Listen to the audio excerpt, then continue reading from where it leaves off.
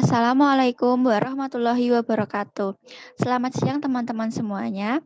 Di sini kami dari kelompok 3 ingin menyampaikan materi tentang teori pembentukan, pendekatan, pertumbuhan, dan perkembangan kelompok. Izinkan saya terlebih dahulu untuk memperkenalkan diri. Nama saya Ari Dwistiawati, NIM 027. Di sini saya diamanahi sebagai moderator dalam penyampaian materi pada kali ini. Semoga teman-teman bisa memahami materi dari penyampaian kelompok kami.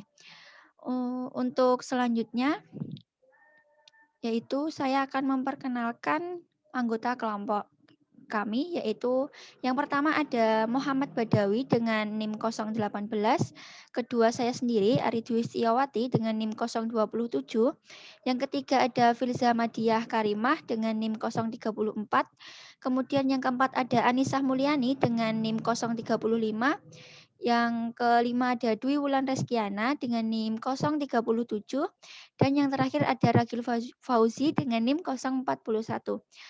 Untuk materi yang pertama, yaitu teori pembentukan kelompok, akan disampaikan oleh Saudara Muhammad Badawi. Kepada Saudara Muhammad Badawi, dipersilahkan. Ya, terima kasih, Ari. Yang pertama itu ada teori pembentukan kelompok. Manusia sebagai makhluk sosial senantiasa berinteraksi dengan orang lain. Karena adanya interaksi, membuat manusia berkelompok satu sama lainnya. Dalam perilaku organisasi, kelompok merupakan suatu tempat untuk mencapai tujuan yang diinginkan. Kelompok mempunyai karakter dan jenis-jenisnya, daya tarik individu untuk berinteraksi dalam kelompok, dan dinamika kelompok.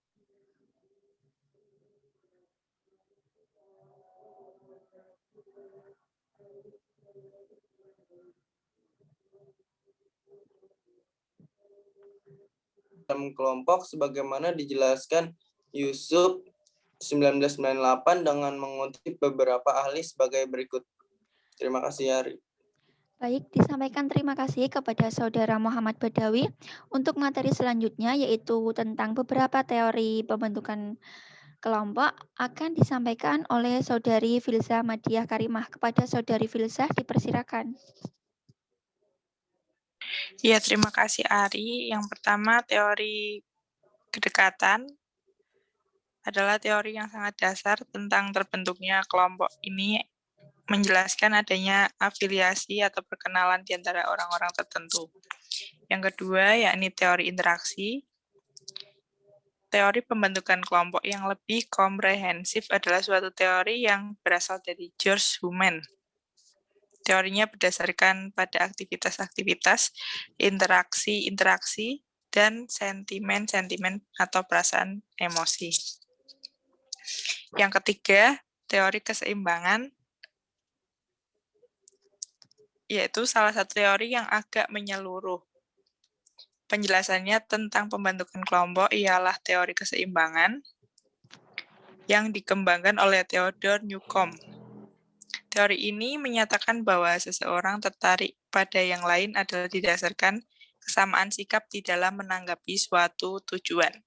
Yang keempat, yaitu teori pertukaran. Teori lain yang sekarang ini mendapat perhatian betapa pentingnya di dalam memahami terbentuknya kelompok ialah teori pertukaran, exchange theory. Teori ini ada kesamaan fungsinya dengan teori motivasi dalam bekerja. Teori propinquity, interaksi, keseimbangan, semuanya memainkan peranan di dalam teori pertukaran ini. Saya kembalikan ke moderator. Terima kasih. Baik, disampaikan terima kasih kepada Saudari Filza Madiah Karimah. Untuk materi yang selanjutnya, yaitu tentang pendekatan dinamika kelompok, akan disampaikan oleh Saudari Anisah Mulyani. Kepada Saudari Anisah Mulyani, dipersilahkan. Baik, terima kasih Ari. Selanjutnya, pendekatan dinamika kelompok.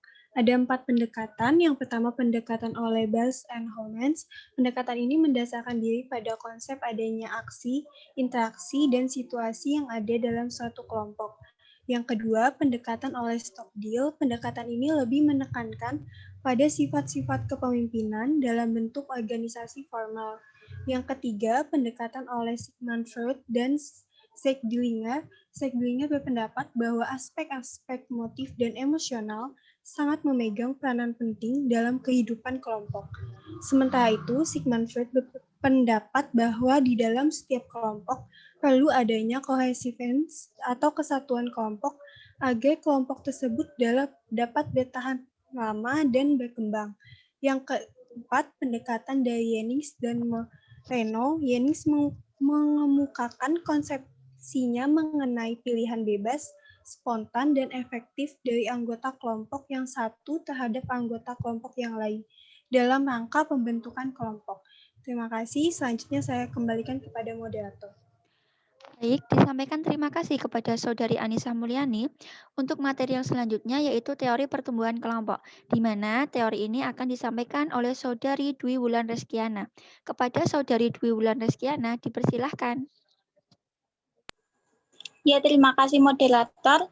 Di sini saya akan menjelaskan mengenai teori pertumbuhan kelompok. Jadi, tahapan perkembangan kelompok dapat ditunjang dari cara kelompok tersebut berkomunikasi. Nah, perkembangan kelompok di sini dibagi menjadi 3 tahap. Yang pertama adalah tahap praafiliasi. Tahap ini merupakan tahap permulaan di mana terjadi perkenalan semua anggota individu dalam kelompok tersebut. Kemudian hubungan akan berkembang menjadi sangat akrab dan saling mengenal sifat dan nilai dari masing-masing anggota. Tahap kedua adalah tahap fungsional. Di tahap ini ditandai dengan adanya perasaan senang dan tercipta homogenitas, kecocokan, kekompakan dalam kelompok tersebut. Dan pada akhirnya, pada tahap ini terjadi pembagian tugas dalam menjalankan fungsi kelompok. Tahap yang ketiga adalah tahap disolusi. Pada tahap ini, setiap anggota itu sudah mulai merasakan tidak saling membutuhkan, sehingga terjadi sedikit perpecahan dan tidak ada keharmonisan lagi. Sehingga pada tahap ini biasanya terjadi pembubaran kelompok. Sekian, terima kasih. Saya kembalikan ke moderator. Baik, disampaikan terima kasih kepada Saudari Dwi Wulan Reskiana. Untuk materi yang selanjutnya, yaitu tentang teori perkembangan kelompok, akan disampaikan oleh Saudara Ragil.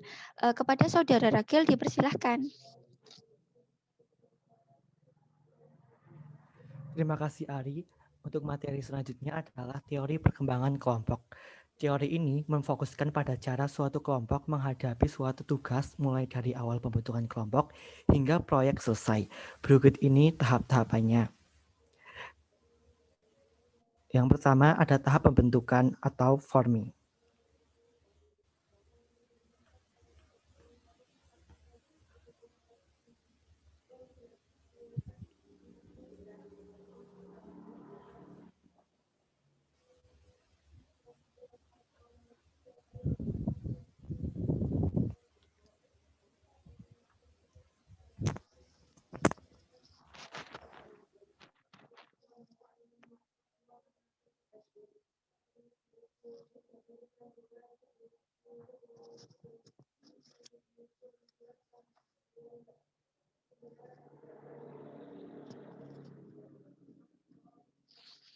Halo, Ragil, bisa dilanjutkan?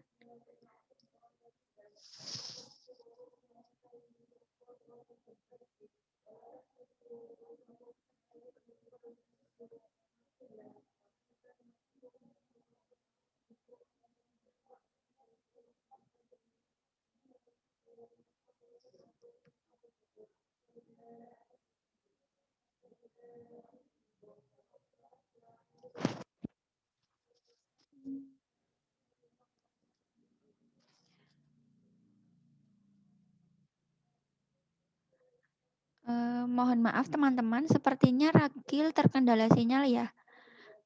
Kita menunggu sembari Ragil masuk lagi di room Zoom ini.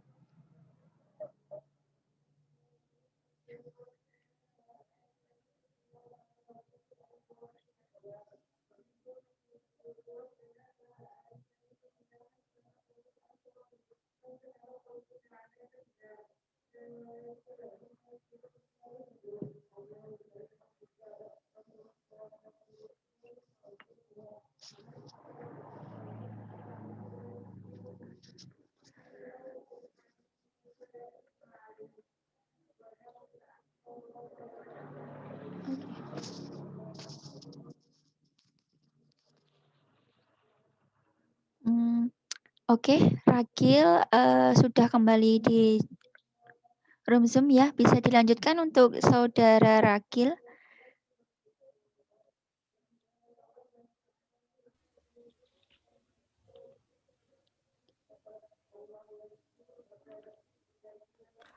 Halo, bisa dilanjut? Iya, silahkan dipersilahkan kepada Saudara Ragil. Sebelumnya maaf tadi terkena sinyal, jadi sinyalnya hilang. Saya ulangi ya.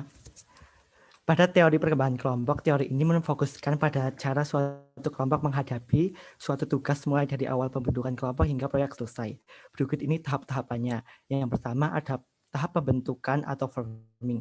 Pada tahap ini kelompok baru saja dibentuk dan diberi tugas. Anggota kelompok cenderung untuk bekerja sendiri dan walaupun memiliki etikat baik, namun mereka belum saling mengenal dan belum saling percaya. Kedua ada keributan atau storming. Pada tahap ini kelompok mulai mengembangkan ide-ide berhubungan dengan tugas yang mereka hadapi. Mereka membahas isu-isu semacam masalah apa yang harus mereka selesaikan, bagaimana misi mereka masing-masing, dan model kepemimpinan seperti apa yang dapat mereka terima. Yang ketiga ada penormaan. Terdapat kesepakatan dan konsekuensi antara anggota kelompok. Peranan dan tanggung jawab telah jelas. Kelompok mulai menemukan harmoni seiring dengan kesepakatan yang mereka buat mengenai aturan-aturan dan nilai-nilai yang digunakan. Yang keempat ada tahap pelaksanaan atau performing.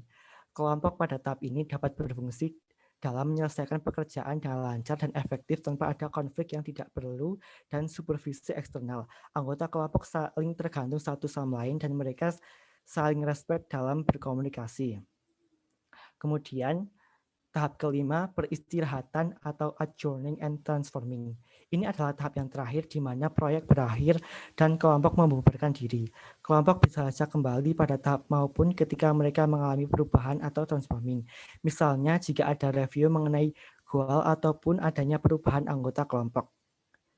Sekian dari saya kembalikan ke Ari. Baik, disampaikan terima kasih kepada Saudara Ragil Fauzi.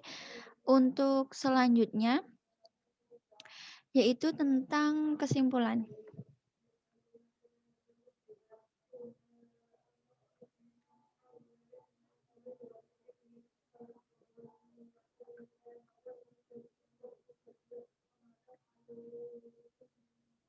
Baik, untuk kesimpulannya sendiri, yaitu saya hanya akan mengulas sedikit, yaitu di mana teori pembentukan kelompok ini memiliki beberapa teori. Yang pertama ada teori kedekatan, teori interaksi, teori keseimbangan, dan teori pertukaran. Kemudian untuk teori pendekatan sendiri itu memiliki beberapa pendekatan, yaitu pendekatan oleh Bells dan Hormans, kemudian pendekatan oleh Stockdale, pendekatan oleh Sigmund Freud and Scale-Dringer, dan pendekatan dari Yenning dan Moreno. Pada teori pertumbuhan kelompok itu memiliki 3 tahapan, yaitu tahap praafiliasi, tahap fungsional, dan tahap disolusi. Lalu pada teori perkembangan kelompok yang diajukan oleh Bruce Stackman pada tahun 1965 memiliki 5 tahapan, yaitu pembentukan, keributan, penormaan, pelaksanaan, dan peristirahatan. Baik, hanya itu dari kelompok kami yang bisa sampaikan atas materi teori ini. Kami kelompok 3 mengucapkan terima kasih banyak kepada teman-teman yang sudah bersedia menonton video ini. Semoga materi ini bisa dipelajari dan dipahami oleh teman-teman semua. Kami mohon maaf apabila ada salah kata dalam penyampaian materi kelompok kami. Sekian, wassalamualaikum warahmatullahi wabarakatuh.